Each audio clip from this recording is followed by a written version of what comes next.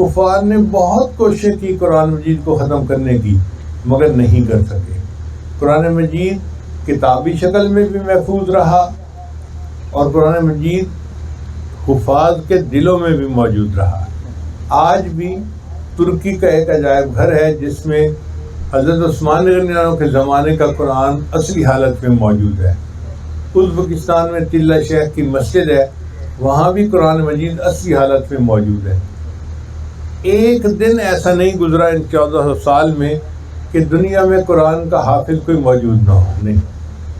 اللہ تعالیٰ نے قرآن کی حفاظت فرمائی دونوں طرف سے، کتابی شکل میں بھی اور حفاظ کے دلوں میں بھی اس کو محفوظ کر کے، چنانچہ قرآن مجید محفوظ کلام ہے۔ لوگوں نے بڑے ایکسپیریمنٹ کیے، چنانچہ ایک کاتب کے بارے میں آتا ہے کہ اس نے سوچا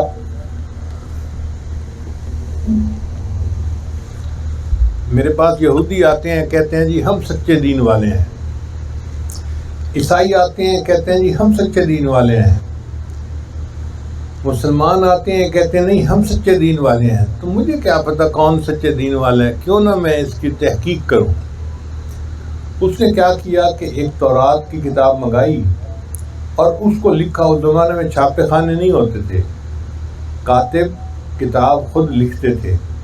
اس نے کتاب لکھی اور کہیں کہیں جو الفاظ تھے نا ان میں ہم معنی لفظ بدل دیے، جیسے پنجابی میں کہتے ہیں نال اور کول ایک جیسا لفظ ہے، تو اس نے یوں الفاظ بدل دیے کہ معنی وہی رہے، لفظ بدل دیا۔ اس نے کوئی 10-15 جگہ پر یہ تبدیلی کر کے ایک یہودی کو دی کتاب کہ جی میں نے بڑی محنت سے لکھی ہے اور میرا دل چاہتا ہے کہ آپ اپنے ہفتے کے دن کی جو عبادت ہے نا وہ اس سے کروائیں۔ اس یہودی ربائی نے درس دینا شروع کر دیا، 1 سال تک درس دینا رہا، اور 1 سال تک اس یہودی کو یہ پتہ نہ چلا کہ اس میں کوئی تبدیلی ہوئی ہے یا نہیں ہوئی۔ تو کاتب نے دل میں سوچا کہ یہ محفوظ کتاب نہیں ہے، اس لیے میں اب عیسائیوں کا تجربہ کرتا ہوں۔ پھر اس نے انجیل لی، اس میں بھی ایسی ہی تبدیلیاں کر دیں اور ایک پادری کو دی کہ جی آپ اس سے تعلیم کریں۔ 1 سال تک وہ بھی تعلیم کرتا رہا اور اس کو پتہ نہ چلا۔ پھر اس نے قرآن مجید لیا اور قرآن مجید میں اس نے 15 جگہوں پر کچھ ہم معنی الفاظ جو ہے بدل دیے۔ پھر ایک عالم کو آ کر کہا جی میں نے محبت سے قرآن لکھا ہے، آپ اس سے درس دیا کریں۔ ان کا بہت اچھا۔ 3 دن گزرے تو وہ عالم اس کاتب کے گھر آئے، سلام کیا، بھئی یہ قرآن آپ نے لکھا؟ جی میں نے لکھا۔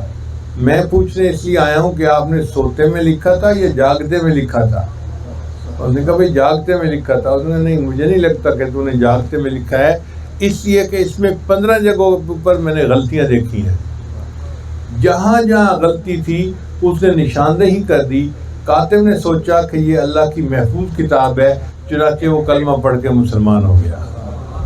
اور اس قسم کی بہت ساری تجربات کفر نے کی ہیں۔